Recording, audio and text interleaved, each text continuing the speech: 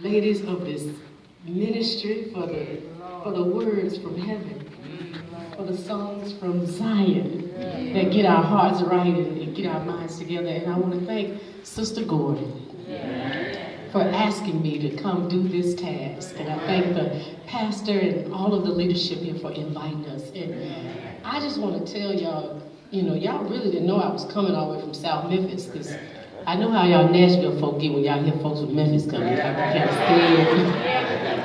I go ahead and come to Memphis folk. My daddy back there looking like, you talking about me? Yeah, they talking about you, daddy. they talking about my daddy. He's saved now. He a deacon. Deacon Downey. He act like we forgot to just call him Gangster Nip, Call him Gangster Nip. But see, my mama, she got her head down. She knows she a gangster too. She tell the folk at church, see, I used to have like all gangster, all the way up from my toes, all the way to the top of my head. She said, nah, I just got a little bit. Mom, raise your hand. Show me a little bit of gangster in your head right there. That's my mama said, she a gangster, she ain't scared to tell you. So don't y'all mess with her, baby. Y'all better clap and say amen or something, because my mama be standing outside waiting on you. You don't treat me right. So y'all, I'm not gonna spend a lot of time with y'all, but I'm gonna make y'all uncomfortable, because when folk tell me that we come to talk about babies and we talk about villages and we got beautiful covers of pictures and we talk about what colors mean and what we will do and what we will invest in our children and our community, I think y'all serious. So I'm gonna ask y'all some hard questions, and I'm gonna make y'all do some hard work. And I'm gonna make y'all search, because these babies who come to church and the ones who live on the blocks and the corners around y'all, the only time they see y'all is coming in nice cars and getting out in pretty clothes. And they think you always been together.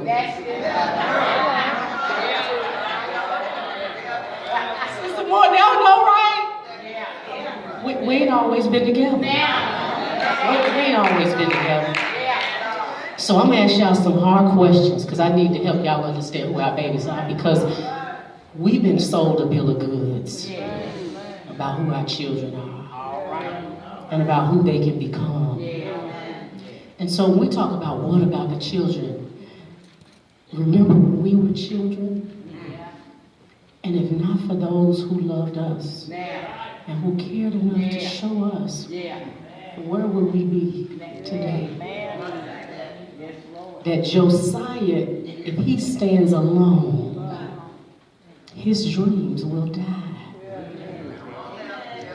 That's what Yolanda Adams just told us, that if he stands alone, his dreams will die. And so there is a lot of stuff that we see in the streets. We hear it on the news, we read it in the paper. Somebody done set their house on fire and killed their parents. Somebody done stabbed 4 folks at the mall. Somebody went and shot up 3 people in the neighborhood and broke in their house and kicked in their door. And I want y'all to know, children don't just become those people. They were once babies like Josiah, full of dreams and ambition and hope and opportunity. And we, the village, has not done what we were called to do. That's the truth, y'all. We had an assignment to take care of the baby. Y'all see I got my African dress on. In Africa, they say in villages, how are the children? And the response always has to be, the children are well.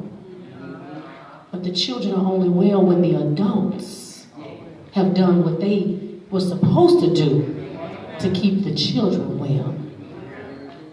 And so there are some things that are happening in this community and in communities all across America looking just like this. They have been doing a body of research about why our children are violent, why are they angry, why are they struggling. And there is a universe of conversation called ACEs. We are starting to see children have more ACEs Anybody know what I'm talking about? Anybody educators? Anybody educators? See, one of them like, yes, I got it right answer, pick me. So I'm gonna tell you what ACEs are. ACEs are adverse childhood experiences. There are things that happen to us from the ages of 0 to 18 that traumatize our bodies, our minds, and essentially our spirits, right? So I'm gonna ask y'all, I know y'all comfortable, y'all see I told y'all that we pray for y'all, some handlebars to hold on and some cushions to keep y'all comfortable, but I'm gonna ask y'all to all stand up. Everybody over 21, stand up. 21.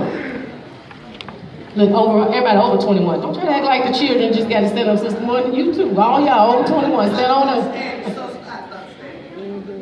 Okay, so I'm gonna ask y'all, this is a quiz.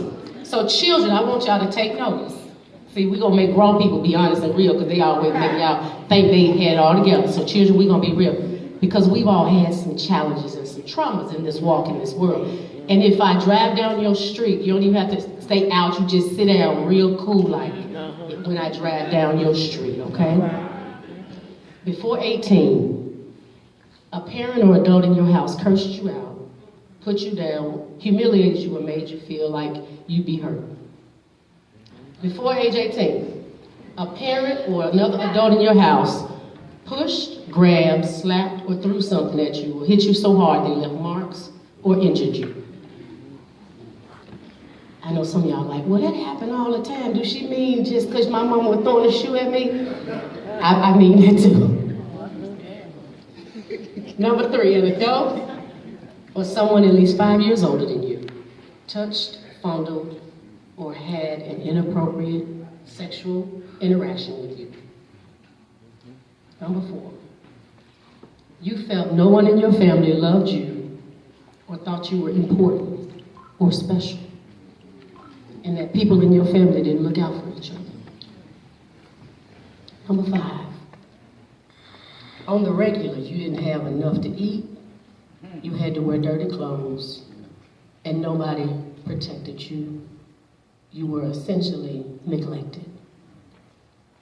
Number 6, you lost a biological parent through divorce, abandonment, or some other reason. Number 7, your mother or stepmother was hit, pushed, grabbed, slapped, kicked, beaten, or threatened with a knife or a gun on a regular basis. Number 8, someone you lived with was a drinker, an alcoholic, or a drug user. Number 9, a household member was depressed, mentally ill, or attempted suicide. Number 10, a household member went to prison. Okay, I want y'all to stay standing. I want y'all babies who come to this church from all around this neighborhood. You see these people in their nice cars and their nice houses. I got a nice car and a nice house too. And I live in a nice neighborhood. And I could have stood up for any number of these. So there is a method to this. And some of y'all like, who all sat down, y'all can sit down now, y'all all first straight. So a lot of y'all who sat down, y'all probably saying, well, I had those things and I turned out all right. And if you turned out all right, I'm gonna tell you 2 things. 1, you're probably not as all right as you think. You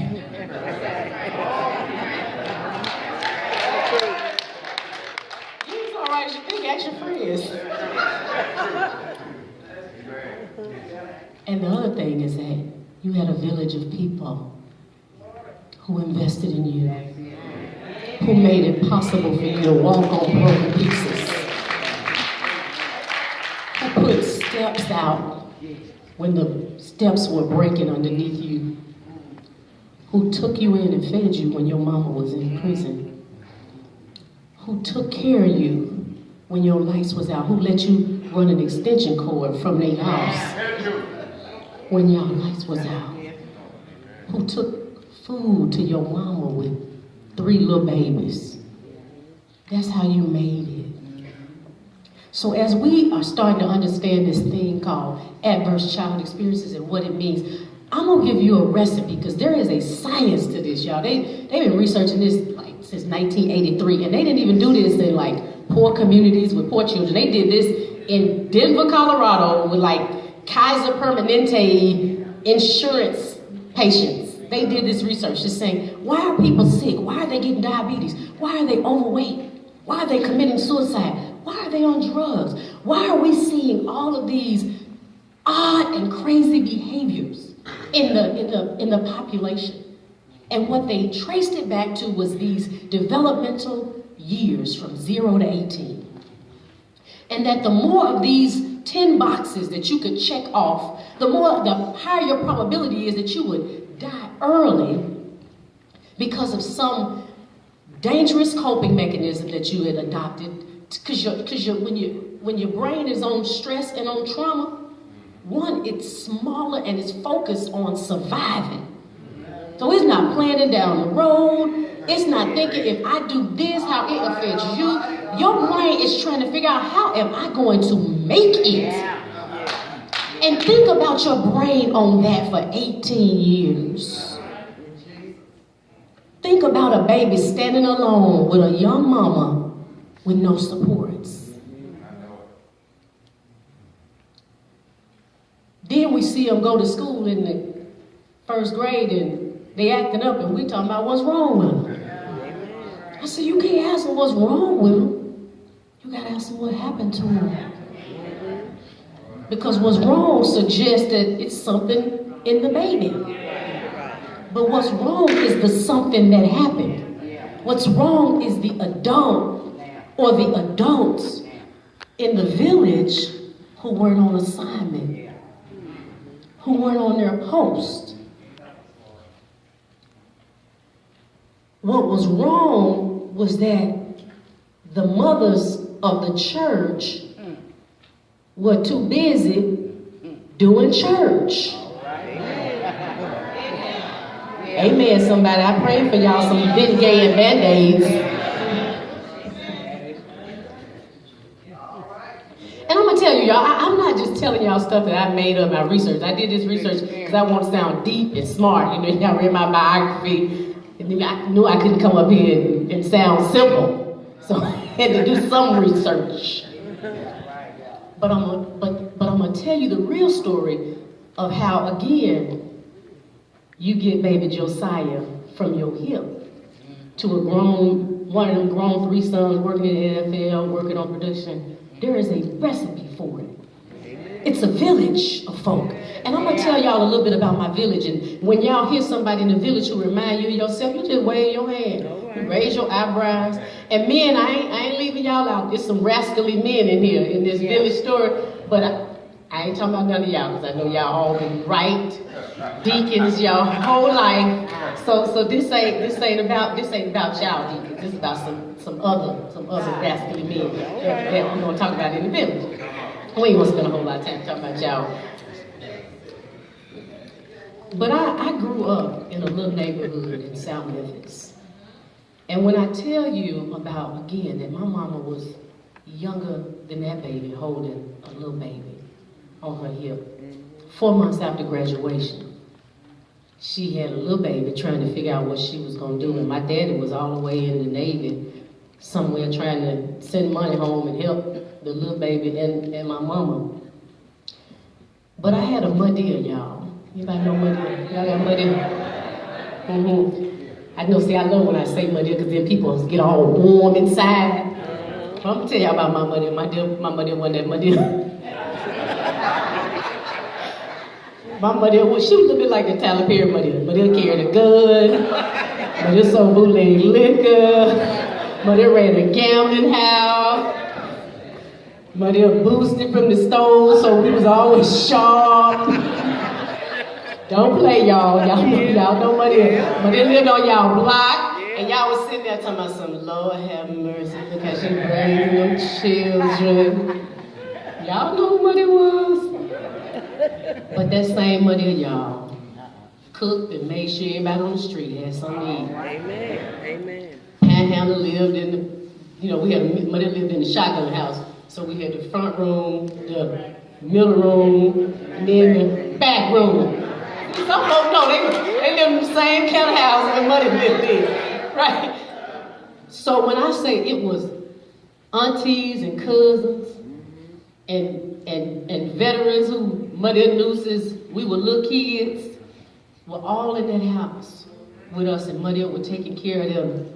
And there were some sisters on the block who were looking at mother, and my mama liked to play cards, y'all. That lady play cards from Friday night to Monday morning. That's my mama. She gonna play her some cards. So she playing cards, and my daddy, he hang out. He thought he was gonna be a baseball star, y'all. He liked to play baseball all the time. And so I'm at Madia's house where all the fun going on. And it's two old ladies across the street, and one old lady next door with 6 other babies. And then one old lady down the street. So I had my own Madia. I had Miss Green across the street. I had Miss Jordan across the street. I had Miss Dorothy next door. And Miss Dorothy was over there with Peter Rabbit. Now, Peter Rabbit had another wife and another 6 children around the block. Peter Rabbit came home on Friday, gave Miss Dorothy his check. Miss Dorothy fed her 6 and me, and made sure that I was doing all right. And she checked on my mama and my daddy the same way my Madia checked on all the folk in our neighborhood, and walking alongside a young couple of parents, some seasoned parents, working that thing out. And across the street, y'all, I was just 5, and when I moved over, I was 3. But when I was about 5, Miss Jordan wanted me to come hang out with her and be her companion. I mean, like real companion style. Like, I would go over there every day and see how I look. I ain't got no hair. I ain't had no hair then. Had little Tweety Bird hair. Had me some little nappy knots. Look on my little head. My mama did it good. She brushed it down and rolled back up. Y'all know what hair like that. That's the kind of hair I had. And when I tell you, Miss Jordan, the first thing she did when I came to sit over there, she pierced my ears. I had y'all ears pierced with clothespin on the ear. Pierced my ears with some clothespins and stuck a hot needle through them. And I had some holes in my ears. From that day to this, me and Miss Jordan, we was bosom buddies. We tight. Every day I go over there, we drink. Y'all, anybody know about tab? Y'all got diabetes. Back to the children, y'all. Children, there used to be a drink that the old people used to drink that was only sugar-free, before Diet Coke and all that. Miss Jordan could only drink Tab because she had diabetes. I didn't know about diabetes about 5, but that's what we drank. And we sit and hang out like old folks did. And then one day, Miss Jordan moved away and went to live in a senior community. And when Miss Jordan moved away, Miss Willa down the street, I guess Miss Willa said, this is my chance to love on that baby too. Because I'm for real, y'all was so bad. I think everybody was just trying to wrap some love around me. I was bad as you think I was. Miss Willa came right in when Miss Jordan moved away. And Miss Willa she worked at the Goodwill, y'all. And my folks, my dad over there shaking his head to my son, don't tell them people about the Goodwill. My dad said I buy everything from the Goodwill. The shirt I got on, go to the Goodwill, the boots I got on. But I'm gonna tell y'all, right? I'm a grown lady. I make a check. But Miss Willa taught me about saving money and spending a little bit when you got a little bit, and even when you get a lot, you can still spend a little bit. And Miss Willa taught everything. She brings me something every day from the Goodwill. Every day. Some little toy, some little item, some little trinket. And then Miss Willa had a sister who got strung out on drugs real bad and was in prostitution and had 2 small babies. And just like Miss Willa took care of me, 2 new babies came right on in the door, and Miss Willa took care of them too. And I didn't even have to share Miss Willa. There was so many, folk in the neighborhood, so many in the village. I went right on back across the street. I said, well, Miss Willa got to get them toys from the Goodwill and take care of them. I went right on across the street back with Miss Green. I said, this when the world took a whole lot of turns. Miss Green made me go to church. By then, my mama said, you got to go to church. Now, you going to go to church or you going to go to school? Now, I might not go, but you going to go. You going to go to church and you going to go to school. And when I tell you, Miss Green and I, at first we didn't quite get along. But Miss Green, now you understand, Miss Green like 70 years old. I'm 10. 10, 70. Right? Now you got to be imagining. What in the world is a 10-year-old and a 70-year-old gonna have to talk about, do, think about anything? Mama tell you. Miss Green spent time with me every day. Every day I come home from school, I go right over to Miss Green's house. That's why I learned how to sew. I can put a button on it, Papa. I can't make you nothing from a pattern. I forgot that. But I can put the button back on. I know how to make a blind hem and a zigzag stitch. I know how to do that because I spent time with Miss Green in the village, learning a skill. Amen. Developing competency. Because the way that you build resiliency is you have adults who care for you. You build competence. And you realize that you aren't alone in the struggles that you had. So that's why I had y'all to stand up. Because these babies need to see that we've struggled through some stuff too. That life ain't always been good. We ain't always had a Lexus and a Mercedes and a BMW. And we ain't always wore fancy hats with real pretty flowers on them and feathers all around them and meat on the trim. We ain't always been those people. And so when children have ACEs, they have to develop skills. And they have to have adults who care for them and love them. And so that's what Miss Green did with me. She taught me how to sew. She taught me how to balance the checkbook. How many 12-year-olds you know how to balance a checkbook? I ain't had no money, but I knew how to balance a checkbook. Because see, Miss Green, as she aged, her vision got bad and her handwriting got bad, and somebody need to write checks, somebody need to go pay the light bill, somebody need to go pay the phone bill. That was me. And Miss Green also spent time talking to me. Like I could do the math and see that my mama was a certain age and I was a certain age, so I had to do the math and figure out how old she was. But you know, when you're a child, your mama grown. That's just what it is. Your mama's grown. You don't realize that your mama ain't but 17 years older than you. You don't realize that, right? You don't put that together. But it was Miss Green's story. I think she had to tell me the story every day, y'all. When I was 15 years old, I was the only one of my mama's children who got pregnant. I was the only one. My mama told us, don't you bring no baby here without no husband. And I was the only one came up in there with a little baby. I was 15 years old. And my mama put that little baby in my arms, and he was 3 months old, and she sent me right on to Memphis to live with my cousin and gave me a job. And I ain't making $3 a week, and I had to pay the babysitter $1.25 of that every week. Wow. And all I had was $1.75. Take care of me and my baby. I probably heard that story every day. I said, but you know what happened at 15, don't you? You know what I didn't do.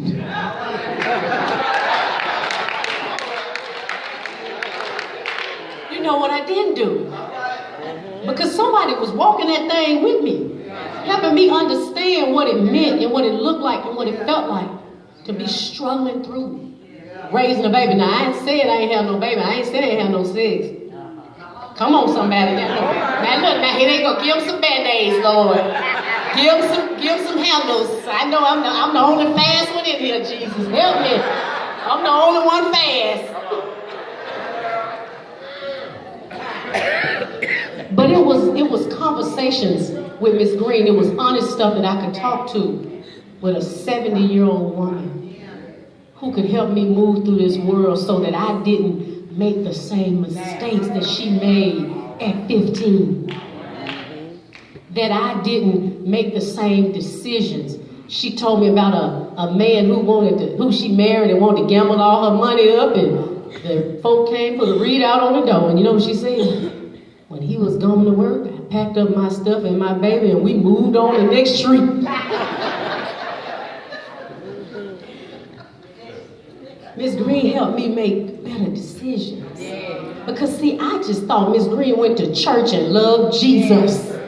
I didn't know Miss Green had no husband who used up all her money and gambled and Did all kind of foolishness with her. I didn't know Miss Green raised me, had no baby when she was 15. But Miss Green came alongside me and did life with me, child. She did life with me. She helped me see what I could be and what I could do. And she sent me, gave me enough equipment and tools. And at the same time, Miss Green didn't have nothing bad to say about my mom and my daddy. Ever. Ever. Miss Green loved my mom and loved my daddy and asked them to come to church every Sunday. When she saw me walk past, they asked them too. Now I want y'all to know that y'all know who Miss Green in my neighborhood now, right? That would be my mom, my daddy right now. All the children know Sister Downey and Brother Downey gonna talk to them about church. Gonna make sure they eat. Gonna make sure they got clean clothes. All the children gonna come hang out with granddaddy. My dad didn't got no children, so all the granddaddy is the children in the neighborhood.